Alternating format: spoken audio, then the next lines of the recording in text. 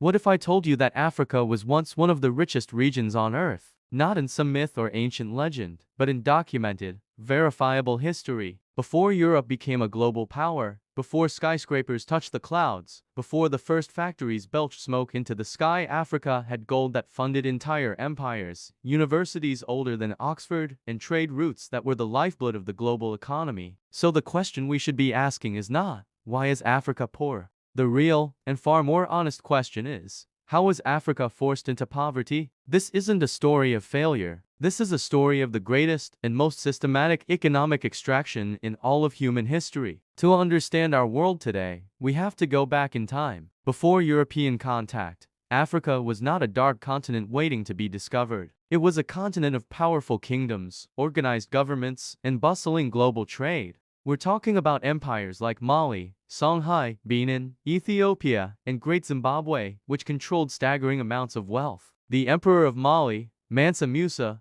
was so mind-bogglingly rich that when he made his pilgrimage to Mecca in 1324, he single-handedly crashed the economies of Egypt and Arabia simply by giving away too much gold along his journey. Just let that sink in for a moment. An African king destabilized the price of gold across the Middle East because he was too generous. And what about the legendary city of Timbuktu? It wasn't some remote desert village. It was a global center of learning and culture, home to magnificent universities and libraries that held hundreds of thousands of manuscripts on law, medicine, astronomy, and mathematics. Africa was a major player on the world stage, exporting gold, salt, ivory, intricate textiles, and high-quality iron. It wasn't outside the world economy. In many ways, it was at its very center. Then came the first wave of economic destruction, the Transatlantic Slave Trade. From the 1400s to the 1800s, over 12 million African men, women, and children were forcibly captured and shipped across the ocean in brutal conditions. But the real loss wasn't just the sheer number of people. It was who they were. Africa lost its strongest workers, its most skilled craftsmen, its future leaders, its innovators. It lost generations of potential. Entire regions were plunged into chaos. Villages were burned to the ground. Centuries of trust between communities were shattered. Wars were actively encouraged by European traders, not to gain land, but to capture human beings to sell. Europe didn't just take labor. It drained Africa of its human capital, the very engine of societal progress. And while Africa was bleeding people, Europe was using that stolen labor and wealth to build factories, grow its cities, and launch the Industrial Revolution. Africa paid the price for Europe's rise. By the late 1800s, Europe's appetite had grown. This time, it wasn't just for people, it was for the continent's vast resources. In 1884, European leaders gathered in Germany for the Berlin Conference. Not a single African was invited to this meeting where their fate was to be decided. With maps, rulers, and pencils, they carved up Africa like a cake,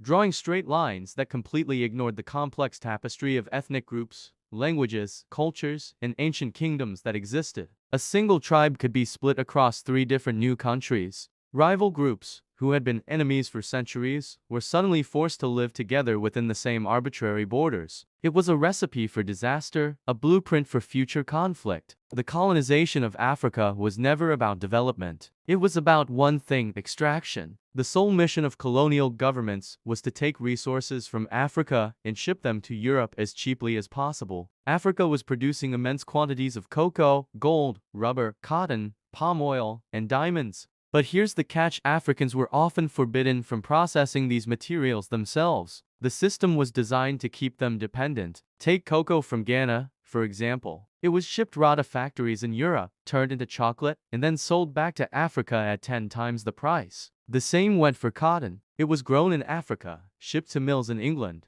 turned into textiles, and then sold back to the very people who grew it. This policy systematically destroyed local industries and prevented Africa from building its own manufacturing base. Infrastructure like roads and railways were built. Yes, but look where they went. They were constructed for one purpose only: to connect the mines and plantations in the interior to the ports on the coast. They weren't built to connect African cities with each other or to foster internal trade and economic development. Africa was turned into a giant warehouse for Europe. Then, starting in the 1950s and 60s, African nations began to gain their independence. It was a time of incredible hope and celebration. But the chains didn't simply disappear. They just became invisible. This new system is often called neo-colonialism. The economic structure remained largely the same. Newly independent African countries were still trapped in the same cycle, selling their raw materials for low prices on the global market and being forced to buy expensive finished goods from the West.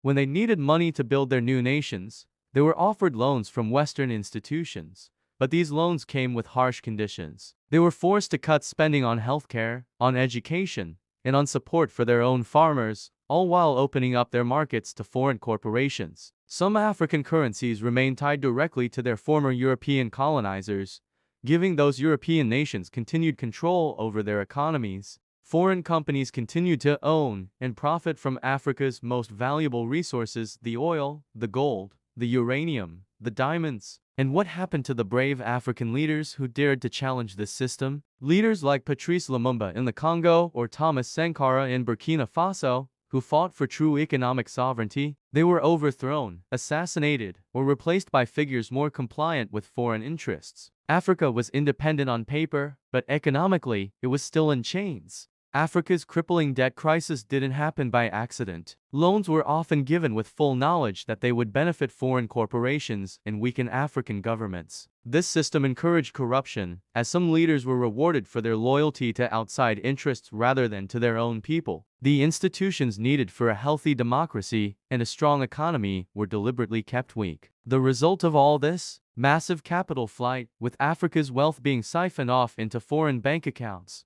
A devastating brain drain, as the brightest and most talented people left to seek opportunities elsewhere, and a deep-seated dependency on the very powers that had created the problem. Africa produces immense wealth, but it does not control it. The world loves to tell a simple, convenient story about Africa. Africa is poor because of corruption. Africa is poor because of mismanagement. But these are half-truths that ignore the root of the problem. They ignore the history. Let's look at the facts. Africa has 30% of the world's mineral resources. It has 60% of the world's uncultivated arable land. It has the youngest, most vibrant population on Earth. Africa is not poor. Africa is a rich continent. It is Africans who have been made poor. The system was never designed for African prosperity. So, let's be clear, Africa's poverty is not an internal failure. It is the direct result of centuries of slavery, colonialism, economic manipulation, and a global system that was built on inequality. But the story is not over.